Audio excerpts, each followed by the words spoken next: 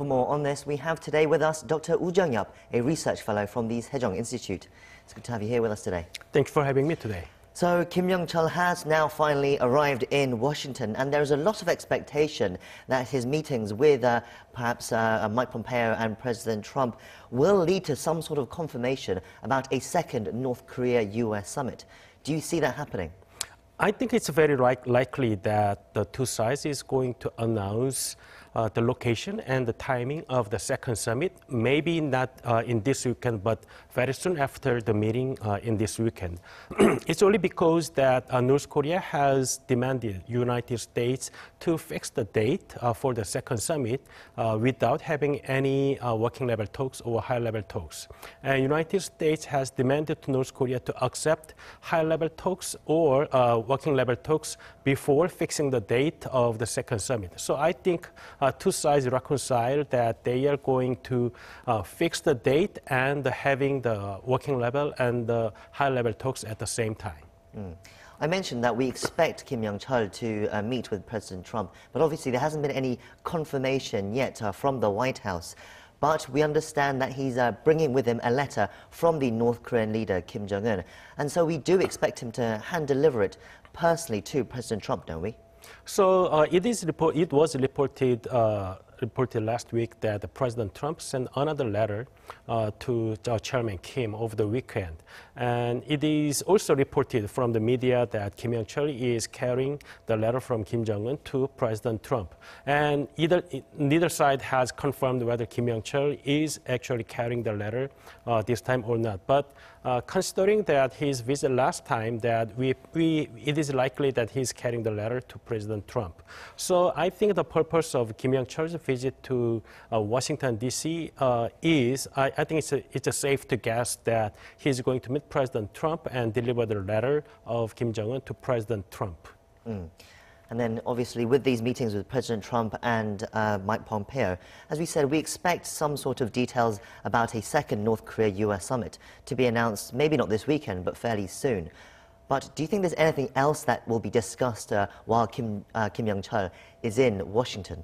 I think, considering that North Korea's government structures, that Kim Jong-un decides almost everything, right? And then Trump, there's no real progress at the working level to achieve the North Korea's denuclearization yet. So I think with the letter exchanges and the Kim Yong-chol's short visit to D.C. this time, it's not enough to discuss about details about how to achieve the denuclearization of North Korea. So probably they are going to reaffirm that they are agreeing on the, in principle, denuclearization of North Korea, but it would be very difficult for two sides to come up with any details about the denuclearization process with this meeting. So probably United States want to have more meetings later this time, Kim Yong-chol's visit, that they want to continue the working level meetings with Steve Biegun and his counterpart. So we have to see how much United States can push North Korea so they can achieve some kind of goals at the working level meetings. But for critics of Trump and his dealings with North Korea, won't they say the fact that they're more interested in getting a date and location for this summit and holding this summit rather than actually making progress on denuclearizing North Korea? So the problem for the United States last year was that after fixing the date for the summit, it is very difficult for the U.S. negotiators to achieve their goal with their North Korean counterpart, because from North Korean perspective, that the summit was already fixed, and Chairman Kim is going to deal with President Trump, so they can let Chairman Kim deal with President Trump because they believe that it's in their interest rather than having working level talks, because working level talks is about details. So this time, United States negotiators actually prefer to have working level talks before fixing the date because they want to talk about details, how to achieve the denuclearization of North Korea. But if they fix the date first, again, this time that it would be difficult for the U.S. negotiators to deal with the North Korea again. Before we move on, there's one interesting detail I want to point out as well. The fact that, so we know Kim Yong-chol is in Washington. We've seen him arrive at the airport. And yet, the US still haven't confirmed that he'll be meeting with the US officials, neither from the White House nor the State Department. Why do you think that is? So it is very strange to me. So last year, the November 8th meeting between Pompeo and Kim Yong-chol was cancelled. However, Mike Pompeo, since early October, that kept reiterating the possibility of meeting like 3 or 4 times to the public. So now, even after Kim Yong-chol arrived in D.C., a U.S. government has never mentioned anything about his visit to D.C., or even President Trump did not tweet anything yet because he talked much about the negotiation and the locations to the media in early January. But after it was reported that Kim Yong-chol's trip to D.C. is almost like confirmed by every media, and he's on the plane and he arrived, but he has not tweeted yet. So I think that there's some kind of things that United States has not been like very confident about this meeting yet. We'll have to see why that is, but hopefully this meeting will go ahead and we won't be caught off guard with any surprises. Let's move on to the working level talks, which you mentioned briefly about as well. So what's interesting as well, concurrently, while Kim Yong-chol has come to Washington, North Korea's Vice Foreign Minister, Choe Son-hui, has gone to Sweden for an international conference. Now, reports are emerging that say if the Kim Yong-chol's meeting with Mike Pompeo goes well, the U.S. will immediately send their counterpart to Choe Son-hui, the U.S. representative on North Korea, Stephen Biegun. He'll send him straight to Sweden to have working level talks with Choe Son-hui. Now, do you think that's a possibility that could happen? So I think that considering that United States has refused to fix the date first without having any working level talks, I think U.S. and North Korea probably exchanged wanting each other. So United States accept North Korea's demand to fix the date for the second summit. At the same time, that North Korea has to accept the first official meeting between Steve Biegun and Choe Son-hui, because since his nomination at the late August last year, that Steve Biegun visited Pyongyang, but he has never met his counterpart Choe Son-hui yet.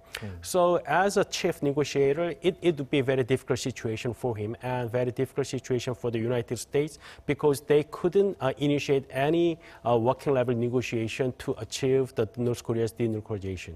So I think two sides agreed to exchange working level talks with fixing the date for the second summit. But I think it is North Korea's a small win this time.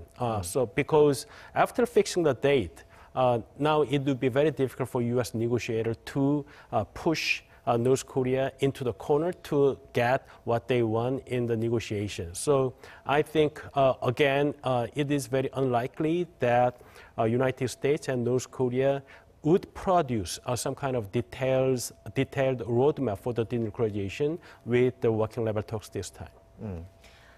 On the same day that Kim Yong-chol comes to Washington and Choe Son-hui goes to Sweden, and there's all this anticipation for these meetings that are coming up, U.S. President Trump takes to the podium at the Pentagon and announces the administration's latest missile defense review. And in it, he says, the report says North Korea is described as a rogue state which continues to pose a, quote, extraordinary threat to the U.S.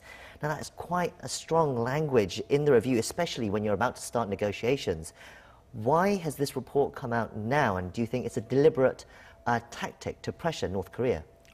I really don't think that the date of release of MDR, Missile Defense Review, is deliberate, because it was anticipated last year, but because of United States deal with Russia about INF treaty, so it has been delayed.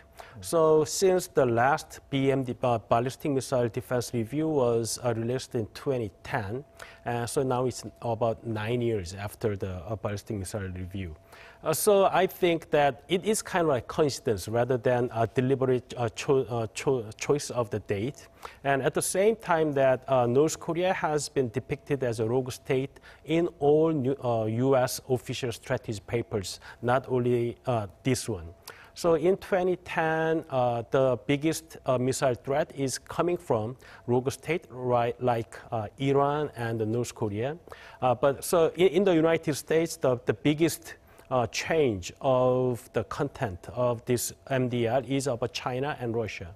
So China and United States has been implicit about the threat coming from China and Russia in previous strategy papers.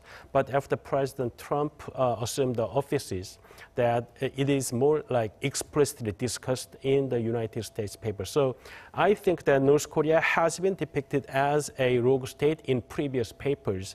So this time, the MDR's release would not affect too much on the negotiation between U.S. and North Korea.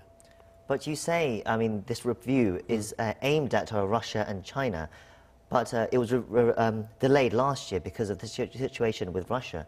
I mean, why couldn't it have been delayed again? I mean, the fact that it's coming out this time at this juncture, perhaps to me, it seems to be risking the negotiations with North Korea to go but turn badly. So I think that it might be the separate procedures that. Last October, that it was anticipated that DoD is going to release the MDR, but because of that withdrawal of the United States from the INF, it made U.S. have to delay the report at that time. So I think that it's kind of like coincidence rather than having deliberate choice to make this to use as a pressure to Kim Yong-chol this time. As you mentioned, perhaps describing North Korea as a rogue state is something we have seen before from the U.S. But perhaps what is different in this review this year is the review says, while calling North Korea an extraordinary threat, in the same sentence, it actually starts with the disclaimer, while a possible new avenue to peace now exists with North Korea, ...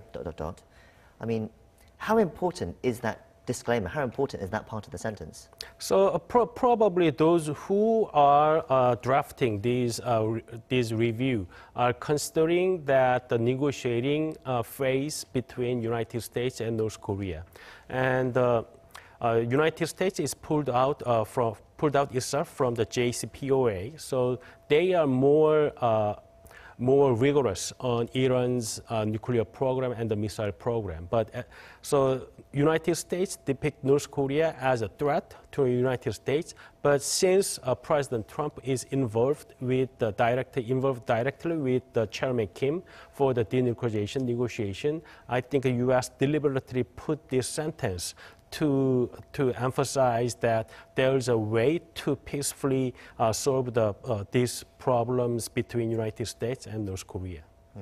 Well, that's all we have time for. Thank you for coming today. Thank you.